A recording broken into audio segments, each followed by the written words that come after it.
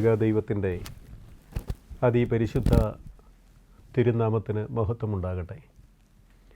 കർത്താവിൽ ഏറ്റവും സ്നേഹിക്കപ്പെടുന്ന മാതാപിതാക്കളെ, സഹോദരങ്ങളെ, കുഞ്ഞുങ്ങളെ, പരിശുദ്ധനായ പൗലോസ് ലീഹ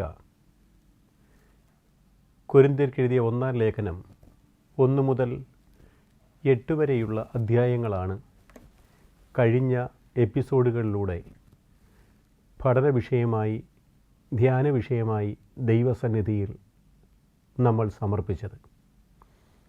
ഈ അധ്യായങ്ങളിലെല്ലാം ഒരു ഭക്തൻ്റെ, വിശ്വാസിയുടെ ജീവിതം എങ്ങനെ നിർമ്മലമായി മുന്നോട്ട് കൊണ്ടുപോകുവാനായിട്ട് സാധിക്കും, എന്തെല്ലാം കാര്യങ്ങളാണ് ശ്രദ്ധിക്കേണ്ടത്, അത് വിവാഹിതനായാലും അവിവാഹിതനായാലും കന്യകയായാലും വിധവയായാലും മിശ്ര വിവാഹത്തിലായിരുന്നവരായാലും ഒക്കെ അവർ അനുവർത്തിക്കേണ്ടതായ ആത്മീയമായ മൂല്യങ്ങളെക്കുറിച്ചും ദാമ്പത്യ ധർമ്മങ്ങളെക്കുറിച്ചും ഒക്കെ ഈ കഴിഞ്ഞ അധ്യായങ്ങളിലൊക്കെയും വളരെ വ്യക്തമായി പൗലോസ് ലീഹ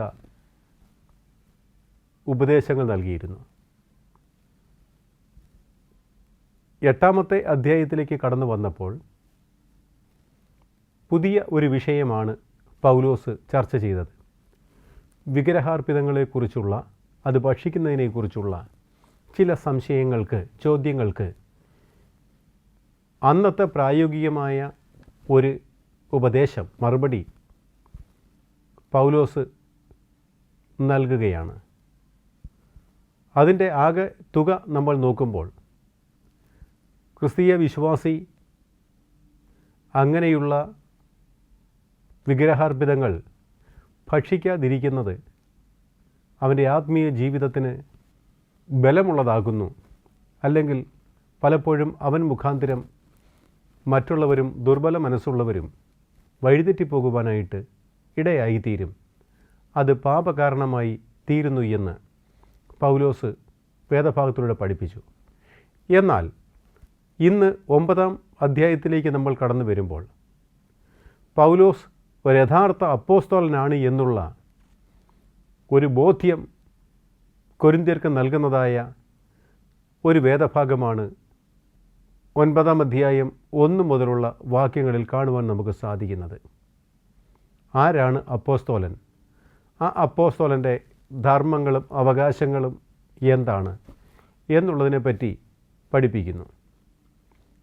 ക്രിസ്തുവിന് വേണ്ടി വിളിക്കപ്പെട്ടവർ അവരുടെ ശുശ്രൂഷയും അവരുടെ ഉപജീവനവും അവരുടെ ജീവിത ധർമ്മങ്ങളും എന്താണെന്ന് പൗലോസ് തൻ്റെ ജീവിതത്തിലൂടെ പകർന്നു കാണിക്കുന്ന, ഉപദേശങ്ങളിലൂടെ നൽകുന്ന ചില വാക്യങ്ങളാണ് 9-ാം അധ്യായത്തിൽ കാണുവാൻ സാധിക്കുന്നത്. ഒരു നിമിഷം ദൈവസന്നിധിയിൽ നമ്മുടെ തലകളെ നമുക്ക് വണക്കാം.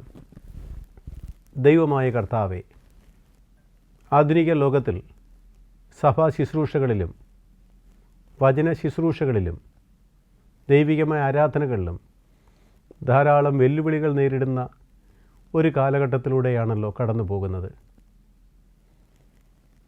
ഇസ്രായേൽ മക്കൾ പ്രവാസകാലങ്ങളിലും ഒക്കെയും അനുഭവിച്ചതായ ഏറെ പീഡകൾ, അത് ഇന്നും ക്രൈസ്തവ ലോകത്തിന് പല ഭാഗത്തു നിന്നും കർത്താവെ ആ പീഡകളൊക്കെ നേരിടുന്നതായ ഒരു കാലഘട്ടത്തിൽ ദൈവത്തെ ആരാധിക്കുവാനും ദൈവത്തെ സ്തുതിക്കുവാനുമൊക്കെ പലപ്പോഴും തടസ്സങ്ങളും പ്രതിബന്ധങ്ങളും സൃഷ്ടിക്കപ്പെടുന്ന ഒരാധുനിക കാലഘട്ടത്തിൽ ദൈവത്തിൻ്റെ യഥാർത്ഥ ശുശ്രൂഷകരായും ദൈവജനമായും കഷ്ടപ്പെടുന്ന ദാസരായും അങ്ങയെ മഹത്വപ്പെടുത്തുവാൻ ഞങ്ങളെ സഹായിക്കണമേ. ഓരോ ഭവനങ്ങളും അതിൽ തന്നെ ബലപ്പെട്ട് ജീവിക്കുവാൻ സഹായിക്കണമേ. എല്ലാ സഭാ ശുശ്രൂഷകരെയും അവിടുന്ന് അനുഗ്രഹിക്കണമേ. ദൈവമായ കർത്താവേ, എല്ലാ വിശ്വാസികളും ക്രിസ്തുവിൽ ഒന്നായി നിന്നെ മഹത്വപ്പെടുത്തുവാൻ നീ സഹായിക്കണമേ. ഞങ്ങളെല്ലാ നാളും നിനക്കും നിൻ്റെ പിതാവിനും പരിശുദ്ധ റൂഹായിക്കും ഇടപെടാതെ സ്തുതിയും സ്തോത്രവും സമർപ്പിക്കുവാനായിട്ട് തന്നെ. ആമേൻ. കർത്താവിൽ പ്രിയ സഹോദരങ്ങളെ, ഈ കഴിഞ്ഞ അധ്യായങ്ങളിലൊക്കെയും വിവിധ വിഷയങ്ങളെപ്പറ്റി പൗലോസ് അപ്പോസ്തലൻ പഠിപ്പിക്കുകയുണ്ടായി. എന്നാൽ ഈ അധ്യായത്തിൽ പൗലോസിൻ്റെ വിളിയെക്കുറിച്ചും അപ്പോസ്തലത്വത്തെക്കുറിച്ചും ചോദ്യം ചെയ്യപ്പെടുന്ന ഒരു പ്രവണതയിൽ പൗലോസ് കൊരിന്ത്യർക്ക് നൽകുന്ന വ്യക്തമായ ഉപദേശങ്ങളാണ് ഈ അധ്യായത്തിലൂടെ ചോദ്യ മാതൃകയിൽ തന്നെ അവർക്ക് ഉത്തരം നൽകുന്നു. അപ്പോസ്തോലൻ, ആ അപ്പോസ്തോലത്വത്തിൻ്റെ അടിസ്ഥാനമെന്ന് പറയുന്നത് ഉദ്ധിതനായ ക്രിസ്തുവിനെ കാണുക എന്നുള്ളതായിരുന്നു. അപ്പോസ്തോല പ്രവൃത്തികളിൽ അതിൻ്റെ മാനദണ്ഡമായി പറയുന്നത്.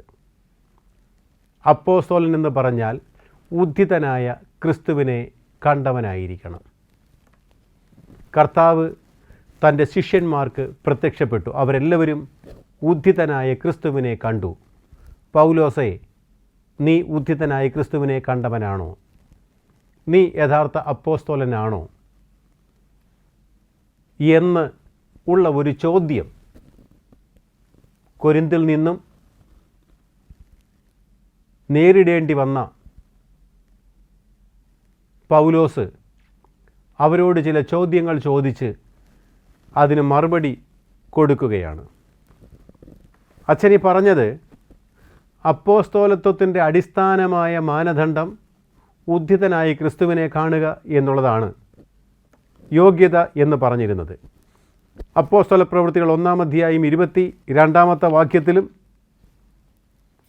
തുടർന്ന് 2-ാം അധ്യായം 32-ാം വാക്യത്തിലുമൊക്കെ നമുക്ക് കാണുവാനായിട്ട് 1-22 ഇപ്രകാരം പറയുന്നു: യോഹന്നാൻ്റെ സ്നാനം മുതൽ യേശു നമ്മിൽ നിന്ന് സ്വർഗാരോഹണം ചെയ്ത നാൾ വരെ ഉണ്ടായിരുന്ന ഒരുവൻ തന്നെ ഞങ്ങളോടുകൂടെ അവൻ്റെ പുനരുത്ഥാനത്തിന് സാക്ഷിയായി തീരണം.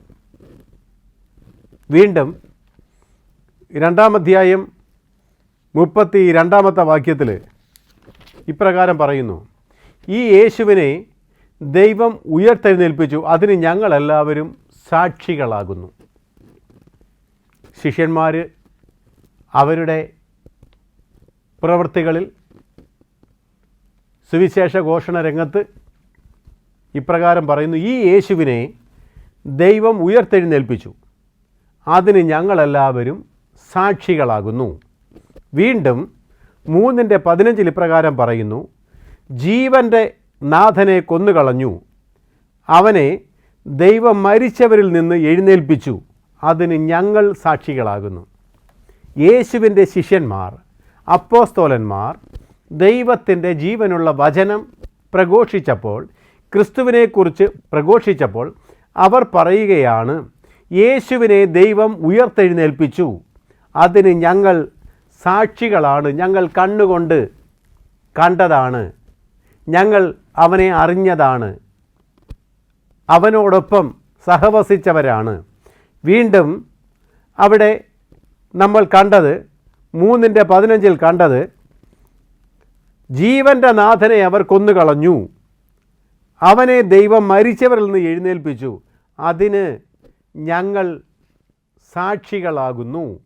വീണ്ടും 4-ാം അധ്യായം അതിൻ്റെ 33-ാമത്തെ വാക്യത്തിലും ഇപ്രകാരം നമുക്ക് കാണാൻ സാധിക്കും: അപ്പോസ്തോലന്മാർ മഹാശക്തിയോടെ കർത്താവായ യേശുവിൻ്റെ പുനരുത്ഥാനത്തിന് സാക്ഷ്യം വഹിച്ചു പോന്നു. എല്ലാവർക്കും സമൃദ്ധമായി കൃപ ഉണ്ടായിരുന്നു. അപ്പോൾ അപ്പോസ്തോലന്മാരെല്ലാവരും മഹാശക്തിയോടെ യേശുവിൻ്റെ പുനരുത്ഥാനത്തിന് സാക്ഷ്യം വഹിച്ചവരായിരുന്നു. സമൃദ്ധമായി അവർക്ക് ആ ദൈവകൃപ ലഭിച്ചിരുന്നു. അപ്പോൾ അപ്പോസ്തോലന്മാരെന്ന് പറഞ്ഞാൽ യേശുവിൻ്റെ ക്രൂശ് മരണത്തിനും അവൻ്റെ ഉയർപ്പിനും അവൻ്റെ സ്വർഗാരോഹണത്തിനും സാക്ഷികളായവർ. അവരാണ് ക്രിസ്തുവിൻ്റെ വചനം വളരെ ശക്തിയോടും പ്രാഗൽഭ്യത്തോടും പ്രസംഗിച്ചത്. അവരെല്ലാവരും അതിന് സാക്ഷികളായിരുന്നു. അവിടെയാണ് കൊരിന്തിലുള്ളവർ പൗലോസിനോട് ചോദിക്കുന്നത് ചോദ്യം, നീയും അപ്പോസ്തലൻ തന്നെയാണോ? കാരണം ബാക്കി ശിഷ്യന്മാരെല്ലാവരും യേശുവിനെ കണ്ടവരും അവൻ്റെ ഉയർപ്പിൽ സാക്ഷികളായവരും ആയിരുന്നു. അവിടെ പൗലോസിൻ്റെ അപ്പോസ്തലത്വത്തെക്കുറിച്ച് സംശയം പറയുന്ന ഒരനുഭവത്തിൽ പൗലോസ് പറയുന്ന മറുപടി, ആ അപ്പോസ്തലത്വത്തിന് എനിക്ക് യോഗ്യതയുണ്ട്.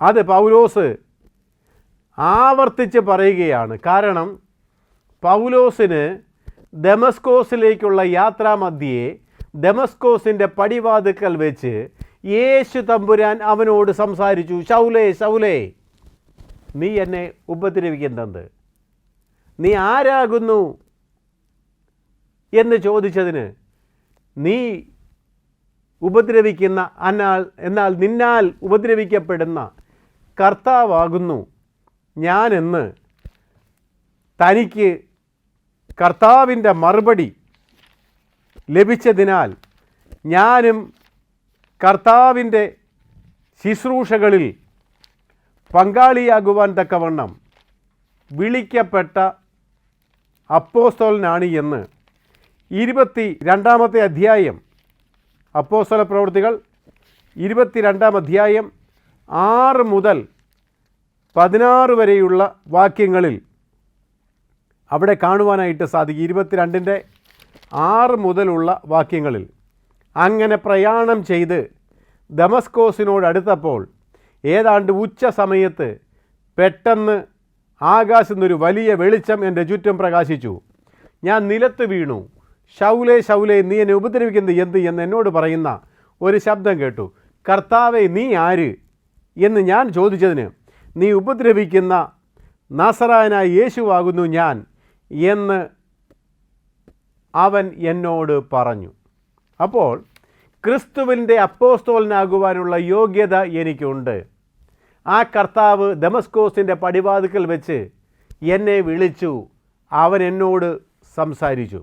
ഈ വേദഭാഗങ്ങൾ പല ഇടത്തും ആവർത്തിച്ച് നമുക്ക് കാണുവാനായിട്ട് സാധിക്കും. അപ്പോസ്തല പ്രവൃത്തികൾ 9 അധ്യായം അതിൻ്റെ 3 മുതൽ 19 വരെയുള്ള വാക്യങ്ങൾ വായിക്കുമ്പോൾ അവിടെ കാണുന്നത് ശൗലിൻ്റെ മാനസാന്തരത്തെക്കുറിച്ചാണ്. ദമസ്കോസിൽ വെച്ചുണ്ടായ പടിവാതിക്കൽ വെച്ചുണ്ടായ ദൈവത്തിൻ്റെ വിളിയും ശൗലിനുണ്ടായ മാനസാന്തരത്തെക്കുറിച്ചുമാണ് ആ വേദഭാഗത്തിൽ പറയുന്നത്. ഉയർത്തെഴുന്നേറ്റ ക്രിസ്തു കേഫാവിനും 12 പേർക്കും 500-ലധികം പേർക്കും പ്രത്യക്ഷപ്പെട്ട ശേഷം അകാല പ്രജ പോലെയുള്ള തനിക്കും പ്രത്യക്ഷനായ വിവരം ഈ ലേഖനത്തിൽ തന്നെ അപ്പോസ്തലൻ ആവർത്തിക്കുന്നുണ്ട്. 1 കൊരിന്ത്യർ 15 അധ്യായം അതിൻ്റെ 8 വാക്യത്തിൽ നമുക്ക് കാണുവാൻ സാധിക്കും. 15 അധ്യായം അതിൻ്റെ കേഫാവിനും പിന്നെ 12 പേർക്കും പ്രത്യക്ഷനായി. അവൻ സംസ്കരിക്കപ്പെട്ടു. തിരുവെഴുത്തുകൾ പ്രകാരം 3-ാം ദിവസം ഉയർത്തെഴുന്നേറ്റു. കേഫാവിനും പിന്നെ 12 പേർക്കും പ്രത്യക്ഷനായി. അനന്തരം അവൻ 500-ലധികം സഹോദരന്മാർക്ക് ഒരേ സമയം പ്രത്യക്ഷനായി. അവരിൽ മിക്കവരും ഇന്ന് വരെ ജീവനോടിരിക്കുന്നു, ചിലരോ നിദ്ര പ്രാപിച്ചിരിക്കുന്നു. അനന്തരം അവൻ യാക്കോബിനും പിന്നെ എല്ലാ അപ്പോസ്തലന്മാർക്കും പ്രത്യക്ഷനായി. എല്ലാവർക്കും ഒടുവിൽ അകാലജാതനെ പോലെയുള്ള എനിക്കും പ്രത്യക്ഷനായി. ഞാൻ അപ്പോസ്തലന്മാരിൽ ഏറ്റവും ചെറിയവനല്ലോ. ദൈവസഭയെ പീഡിപ്പിച്ചതിനാൽ അപ്പോസ്തലൻ എന്ന പേരിന് യോഗ്യനുമല്ല. എങ്കിലും ഞാൻ എന്തായിരിക്കുന്നുവോ അത് ദൈവ കൃപയാലാകുന്നു എന്ന് പൗലോസ് തൻ്റെ ലേഖനത്തിൽ വ്യക്തമായി പറയുന്നു. ദൈവസഭയെ ഉപദ്രവിച്ചതിനാൽ അപ്പോസ്തലൻ എന്ന പേരിന് ഞാൻ യോഗ്യരല്ലെങ്കിലും ദൈവകൃപയാൽ എനിക്ക് ആ സ്ഥാനം ലഭിച്ചതായി പൗലോസ് ഇവിടെ വ്യക്തമായിട്ട് അടിവരയിട്ട് പറയുകയാണ്. 1 കൊരിന്ത്യർ 15-ാം അധ്യായം അതിൻ്റെ 10-ാമത്തെ വാക്യത്തിൽ വളരെ വ്യക്തമായിട്ട് അത് അടിവരയിട്ട് പറയുകയാണ്. എന്താണെന്ന് ചോദിച്ചാൽ 1 കൊരിന്ത്യർ 15-ാം അധ്യായം അതിൻ്റെ 10-ാമത്തെ വാക്യം നമുക്കിപ്രകാരം കാണുവാനായിട്ട് സാധിക്കും. എങ്കിലും ഞാൻ എന്തായിരിക്കുന്നുവോ അത് ദൈവകൃപയാലാകുന്നു. എങ്കിലും എന്നോടുള്ള അവൻ്റെ കൃപ നിഷ്ഫലമായിട്ടില്ല. അവരെല്ലാവരേക്കാൾ ഞാൻ അത്യന്തം അധ്വാനിച്ചിരിക്കുന്നു. എന്നാൽ ഞാനല്ല, എന്നോടുകൂടെയുള്ള ദൈവകൃപയത്രേ. മറ്റ് അപ്പോസ്തലന്മാരെ പോലെ ഞാനും അത്യധികം അധ്വാനിച്ചിരിക്കുന്നു. അത് ഞാനല്ല, ദൈവത്തിൻ്റെ കൃപയാലാകുന്നു. അപ്പോൾ ആ സ്ഥാനം, അപ്പോസ്തോലൻ എന്നുള്ള സ്ഥാനം ദൈവത്തിൻ്റെ കൃപയാൽ എനിക്ക് ലഭിച്ചിരിക്കുന്നു എന്ന് പൗലോസ് മനസ്സിലാക്കുന്നു. ലഭിച്ച ദൈവകൃപ വ്യർത്ഥമായില്ല എന്ന് അദ്ദേഹം അഭിമാനിക്കുന്നുമുണ്ട്. അതാണ് കൊരിന്ത്യ ലേഖനം 15-ാം അധ്യായം 10-ാമത്തെ വാക്യത്തിൽ പറയുന്നത്. മറ്റുള്ളവരൊക്കെ ആരെല്ലാം തള്ളിപ്പറഞ്ഞാലും കുഞ്ഞുങ്ങളെ, നിങ്ങൾ എന്നെ പറയരുത് എന്ന് കൊരിന്തുകാരോട് തന്നെ പൗലോസ് പറയുകയാണ്. ആരെല്ലാം തള്ളിപ്പറഞ്ഞാലും നിങ്ങൾ എന്നെ തള്ളിപ്പറയരുത്. കാരണം നിങ്ങൾ ആരാണ്? കർത്താവിൻ്റെ അപ്പോസ്തലത്തിൻ്റെ മുദ്രയാണ് കൊരിന്തിലെ ക്രിസ്ത്യാനികൾ. സാധാരണ പ്രധാനപ്പെട്ട രേഖകളെല്ലാം എഴുതുമ്പോൾ അത് ഔദ്യോഗികമായി മാറണമെങ്കിൽ മുദ്രയുണ്ടാകണം. മുദ്രയില്ലാത്ത രേഖകൾ അത് ഔദ്യോഗികമല്ല എന്ന് പറയുന്നത് പോലെ എൻ്റെ അപ്പോസ്തലത്തിൻ്റെ മുദ്ര എന്ന് പറയുന്നത് കൊരിന്ത് സഭയാണ്. കാരണം അത് തെളിയിക്കേണ്ടത്, എൻ്റെ അപ്പോസ്തലത്വം തെളിയിക്കേണ്ടത് കൊരിന്ത് സഭയാണ്. ഞാനാണ് നിങ്ങളെ ക്രിസ്തുവിൽ ജനിപ്പിച്ചത്. അതുകൊണ്ട് പ്രിയമുള്ളവരെ, അത്രമാത്രം ആത്മബന്ധം പൗലോസിന് കൊരിന്ത് സഭയുമായി ഉണ്ടായിരുന്നു. കാരണം പൗലോസിൻ്റെ അപ്പോസ്തലൻ്റെ മുദ്ര എന്ന് പറയുന്നത് പൗലോസിനാൽ ക്രിസ്തുവിൽ ജനിക്കപ്പെട്ട കൊരിന്തിലെ വിശ്വാസികളായിരുന്നു. കാരണം തൻ്റെ ഹൃദയമെന്ന പലകയിലാണ് ദൈവത്തിൻ്റെ ആത്മാവെന്ന മഷിയാൽ എഴുതപ്പെട്ടതും സകല മനുഷ്യരും അറിയുന്നതും വായിക്കുന്നതുമായ അവിടുത്തെ വിശ്വാസികളെന്നാണ് 2 കൊരിന്ത്യർ 3-ാം അധ്യായം 2-3 വാക്യങ്ങളിൽ പൗലോസ്ലീഹ കൊരിന്തിനെക്കുറിച്ച് അത്രമാത്രം ആത്മബന്ധം അവിടെ പ്രഖ്യാപിക്കുന്നത്. അതുകൊണ്ട് പ്രിയമുള്ളവരെ,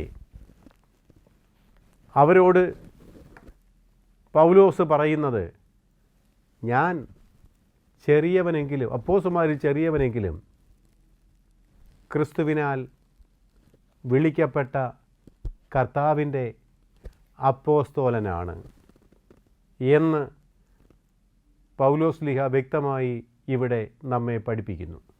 കർത്താവിൽ പ്രിയരെ, 3 മുതൽ 14 വരെയുള്ള വാക്യങ്ങളിലേക്ക് നമ്മൾ കടന്നു വരുമ്പോൾ അപ്പോസ്തലത്വത്തിൻ്റെ അല്ലെങ്കിൽ തൻ്റെ അവകാശവാദങ്ങളാണ് പൗലോസ് ഇവിടെ പറയുന്നത്. ഒരു അപ്പോസ്തലൻ്റെ അവകാശങ്ങൾ എന്തൊക്കെയാണ്?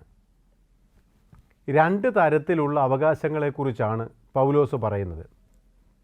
ഒന്നാമതായിട്ട് സുവിശേഷ രംഗത്ത് നിന്നും ഉപജീവനം കണ്ടെത്താനുള്ള അവകാശം. അത് 9-ാം അധ്യായം 4-ാമത്തെ വാക്യത്തിൽ പറയുന്നുണ്ട്. 1 കൊരിന്ത്യർ 9-ാം അധ്യായം 4-ാം വാക്യം, എന്നെ വിധിക്കുന്നവരുള്ള എൻ്റെ മറുപടി ഇതാകുന്നു, ഭക്ഷിക്കുവാനും പാനം ചെയ്യുവാനും ഞങ്ങൾക്ക് അവകാശമില്ലയോ? അപ്പോൾ സുവിശേഷ രംഗത്ത് നിന്നും ഉപജീവനം കണ്ടെത്തുന്നത് സുവിശേഷകന്മാരുടെ അവകാശമാണ് എന്ന് പൗലോസ് പഠിപ്പിക്കുന്നു. അത് തനിക്ക് എങ്ങനെ കടപ്പെട്ടിരിക്കുന്നുവെന്നത് 6 മുതൽ 14 വരെയുള്ള വാക്യങ്ങളിൽ 5 തരത്തിലുള്ള കാരണങ്ങൾ ചൂണ്ടിക്കാണിച്ചുകൊണ്ട് പൗലോസ് അതിനെ അടിയുറപ്പിക്കുകയാണ്. എന്താണെന്ന് ചോദിച്ചാൽ, സുവിശേഷകൻ, അപ്പോസ്തോലൻ തൻ്റെ സുവിശേഷ രംഗത്ത് നിന്ന് തന്നെ ഉപജീവനം കഴിക്കേണ്ടവനാകുന്നു. അതിന് എനിക്ക് അവകാശമില്ലയോ? അത് അടിസ്ഥാനപരമായി കാരണങ്ങൾ നിരത്തി പൗലോസ് ഓർമ്മിപ്പിക്കുകയാണ്. അതിൽ ഒന്നാമത് 9-ാം അധ്യായം 5, 6, 7 വാക്യങ്ങൾ വായിക്കുമ്പോൾ സാധാരണക്കാരൻ്റെ ജീവിത രംഗങ്ങളെ ഉദാഹരണമാക്കി ചൂണ്ടിക്കാണിക്കുന്നു. ഒരു പടയാളിയും സ്വന്തം ചെലവിലല്ലല്ലോ യുദ്ധം ചെയ്യുന്നത്. മാത്രമല്ല, ഒരു മുന്തിരിത്തോട്ടം നട്ടുപിടിപ്പിക്കുന്നവൻ ആ മുന്തിരിത്തോട്ടത്തിൽ നിന്നല്ലേ ഉപജീവനം കഴിക്കുന്നത്. ഒരാട്ടിൻപറ്റത്തെ നയിക്കുന്നവൻ ആ ആടിൻ്റെ പാല് കൊണ്ടല്ലേ ഉപജീവനം കഴിക്കുന്നത്. ആ പാൽ അവൻ കുടിക്കുന്നില്ലേ? അങ്ങനെയെങ്കിൽ തൻ്റെ സുവിശേഷ വേല ഒരു സാധാരണ തൊഴിൽ എന്ന നിലയിൽ കണ്ടാൽ പോലും അതിൽ നിന്ന് ഉപജീവനം കണ്ടെത്താൻ എനിക്ക് അവകാശമില്ലേ?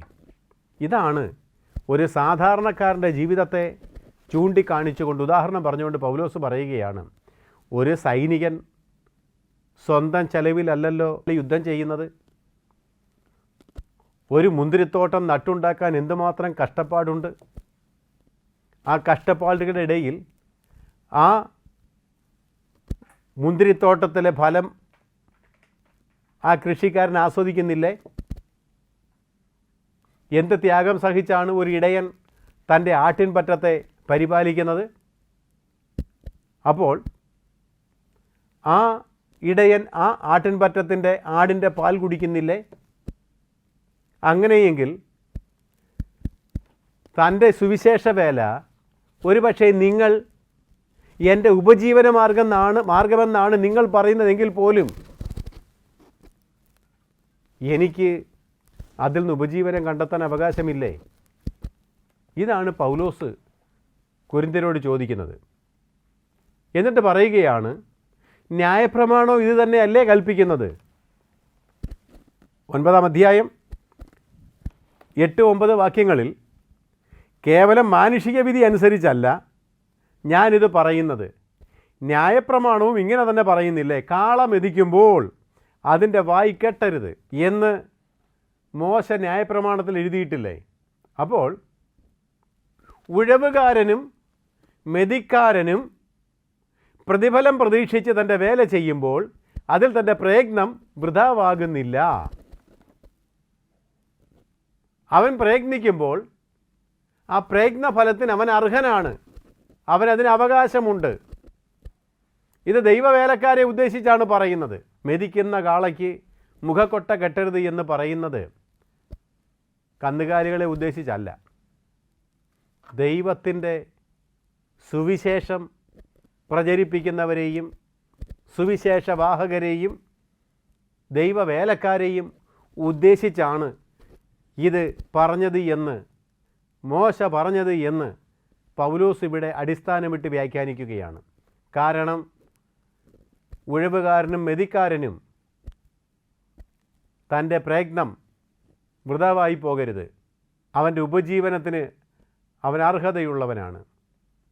കാരണം മൂന്നാമതായിട്ട് പറഞ്ഞ മറ്റ് അപ്പോസ്തലന്മാരെല്ലാവരും ഈ അവകാശം അനുഭവിച്ചിരുന്നു. മറ്റെല്ലാവരും അങ്ങനെ തന്നെയാണ് ചെയ്യുന്നത്. തങ്ങൾ ആത്മീയമായത് വിതയ്ക്കുമ്പോൾ ഐഹികമായത് കൊയ്യുവാനുള്ള അവകാശം അവർക്കുണ്ട്. അത് നിഷേധിക്കപ്പെട്ടിട്ടില്ല എന്ന് പൗലോസ് വ്യക്തമാക്കുന്നു. 11-ാമത്തെ വാക്യത്തിൽ, ഞങ്ങൾ നിങ്ങളിൽ ആത്മീയമായത് വിതച്ചിട്ട് നിങ്ങളുടെ ഭൗതികമായത് കൊയ്താൽ വലിയ കാര്യമോ? മറ്റുള്ളവർക്ക് നിങ്ങളുടെ മേൽ ഈ അധികാരമുണ്ടെങ്കിൽ ഞങ്ങൾക്ക് എത്ര അധികം, എങ്കിലും ഞങ്ങൾ ഈ അധികാരം ഉപയോഗിച്ചിട്ടില്ല. ക്രിസ്തുവിൻ്റെ സുവിശേഷത്തിന് യാതൊരു തടസ്സവും വരുത്താതിരിക്കുവാൻ എല്ലാം സഹിക്കുന്നു. ഇതാണ് പൗലോസ് പറയുന്നത്. യെരുശലേം സഭയോട് വിജാതീയ സഭകൾ കാണിച്ച ഔദാര്യം ഇത്തരത്തിലുള്ള ഒന്നായിട്ട് റോമർ 15:27 നമ്മൾ വായിക്കുന്നുണ്ട്. അതും പോകട്ടെ, മറ്റ് മതങ്ങളിലെ സമ്പ്രദായമൊന്ന് നോക്കാം. 13-ാമത്തെ വാക്യത്തിൽ അവിടെ പറയുന്നു, ദേവാലയ കർമ്മങ്ങൾ നടത്തുന്നവർ ദേവാലയം കൊണ്ട് ഉപജീവിക്കുന്നുവെന്നും യാഗപീഠത്തിൽ ശുശ്രൂഷ ചെയ്യുന്നവർ യാഗപീഠത്തിലെ വഴിപാടുകളുടെ ഓഹരിക്കാരാകുന്നുവെന്നും നിങ്ങൾ അറിയുന്നില്ലയോ? അപ്പോൾ മറ്റ് മതങ്ങളിലെ സമ്പ്രദായങ്ങളെയും ദേവാലയങ്ങളിലും യാഗസ്ഥലങ്ങളിലും ജോലി ചെയ്യുന്നവർ അവിടം കൊണ്ട് തന്നെയാണ് ഉപജീവനം കഴിക്കേണ്ടത് എന്ന് മറ്റ് മതങ്ങളെ ഉദ്ദേശിച്ചും പറയുന്നുണ്ട്. അതിന് യഹൂദ മതത്തിൽ അതിൻ്റെ തെളിവുകൾ നമുക്ക് ധാരാളം സംഖ്യാപുസ്തകത്തിലും ആവർത്തന പുസ്തകത്തിലും കാണുവാൻ സാധിക്കും. വീണ്ടും 5-ാമതായിട്ട് ഇതിൻ്റെ കാരണം പൗലോസ് അവതരിപ്പിക്കുന്നത് നമ്മുടെ കർത്താവ് തന്നെ ഇത് കൽപ്പിച്ചിട്ടുണ്ട് എന്നുള്ളതാണ്. 14-ാമത്തെ വാക്യത്തിൽ പറയുന്നു, അതുപോലെ കർത്താവും സുവിശേഷം അറിയിക്കുന്നവർ സുവിശേഷത്താൽ ഉപജീവനം നടത്തണമെന്നും കൽപ്പിച്ചിരിക്കുന്നു. അപ്പോൾ യേശുതമ്പുരാൻ തൻ്റെ സുവിശേഷ വേലയ്ക്ക് അയക്കപ്പെട്ടവരോട് ഇപ്രകാരം കൽപ്പിക്കുന്നുണ്ട്, അവർ തരുന്നത് നിങ്ങൾ തിന്നും കുടിച്ചും കൊണ്ട് ആ വീട്ടിൽ തന്നെ പാർപ്പീൻ. വേലക്കാരൻ തൻ്റെ കൂലിക്ക് യോഗ്യനല്ലോ. ലൂക്കോസിൻ്റെ സുവിശേഷം 10-ാം അധ്യായം 7-ാം വാക്യം, മത്തായി എഴുതിയ സുവിശേഷം 10-ാം അധ്യായം 10-ാം വാക്യം. ഈ മേൽപ്പറഞ്ഞ 5 കാരണങ്ങളാൽ സുവിശേഷ വേല കൊണ്ട് തന്നെ ഉപജീവനം കഴിക്കേണ്ട ആളാണ് പൗലോസ്. എങ്കിലും അദ്ദേഹം അത് ത്യജിക്കുകയും അക്വിലയെയും പ്രിസ്കില്ലയെയും പോലെ കൂടാരപ്പണി ചെയ്ത് ഉപജീവനം കഴിച്ചു പോവുകയും ചെയ്തു എന്നാണ് റോമാലേഖനം 16-ാം അധ്യായം അതിൻ്റെ 3-ാമത്തെ വാക്യത്തിൽ പറയുന്നത്. അപ്പോൾ പൗലോസിൻ്റെ അപ്പോസ്തലത്വത്തെക്കുറിച്ചും അവൻ്റെ ഉപജീവനത്തെക്കുറിച്ചും ചോദ്യം ചെയ്ത കൊരിന്ത് സഭയ്ക്ക് നൽകിയ വ്യക്തമായ മറുപടിയാണ്, ഞാനും അപ്പോസ്തലനാണ്, ക്രിസ്തു എന്നെ വിളിച്ച് നിയോഗിച്ചതാണ്, അതുകൊണ്ട് ഞാനും അപ്പോസ്തലൻ തന്നെയാണ് എന്ന് വളരെ വ്യക്തമായിട്ട് പറയുന്നു. അതിൻ്റെ മുദ്രയാണ് ഞാൻ ക്രിസ്തുവിൽ ജനിപ്പിച്ച കൊരിന്ത് സഭയിലെ വിശ്വാസികൾ എന്നാണ് പൗലോസ്ലീഹ പറയുന്നത്. അതിൻ്റെ അവകാശവാദങ്ങളെക്കുറിച്ചാണ് പൗലോസ് പറഞ്ഞത്. കാരണം അപ്പോസ്തലൻ എന്നുള്ള നിലയ്ക്ക് എനിക്ക് ചില അവകാശങ്ങളുണ്ട്. ഓരോ അപ്പോസ്തലനും ക്രിസ്തുവിൻ്റെ സുവിശേഷ ദൗത്യം നിർവഹിക്കുന്ന ഓരോ സുവിശേഷകനും അവകാശങ്ങളുണ്ട്. ആ അവകാശങ്ങളുടെ 5 കാരണങ്ങൾ ഇവിടെ നിരത്തി തൻ്റെ അപ്പോസ്തലത്വം എന്താണെന്നും അവകാശം എന്താണെന്നും വളരെ വ്യക്തമായിട്ട് പൗലോസ്ലീഹ പഠിപ്പിക്കുകയാണ്. പ്രിയമുള്ളവരെ, ഞാനെൻ്റെ വാക്കുകളെ ഇവിടെ ചുരുക്കുകയാണ്. ക്രിസ്തുവിൻ്റെ അപ്പോസ്തലന്മാരെ, സുവിശേഷകരെ മാനിക്കുവാനും അവരുടെ ജീവിതത്തെ ബലപ്പെടുത്തുവാനും അവരുടെ ജീവിത സാഹചര്യങ്ങളെ മനസ്സിലാക്കുവാനും അവരെ നമ്മെപ്പോലെ തന്നെ കരുതുവാനും തക്കവണ്ണം കഴിയണം എന്ന് ഈ പൗലോസിൻ്റെ വേദവാക്യങ്ങളിലൂടെ ആഴത്തിലുള്ള അറിവ് വചനം നമുക്ക് തരികയാണ്. അതുകൊണ്ട് വചനത്തിൽ നമ്മെ നടത്തുന്നവരെയും ദൈവത്തിൻ്റെ വചനം നമ്മിലേക്ക് നൽകുന്നവരെയും ആ മാതൃകയിൽ നമ്മെ നയിക്കുന്നവരെയും ഓർക്കുവാനും അവർക്ക് വേണ്ടി പ്രാർത്ഥിക്കുവാനും അവരെ കരുതുവാനും ദൈവത്തിൻ്റെ പരിശുദ്ധാത്മാവ് നമ്മെ ഏവരെയും സഹായിക്കട്ടെ. ദൈവം തമ്പുരാൻ നമ്മെ എല്ലാവരെയും അനുഗ്രഹിക്കട്ടെ.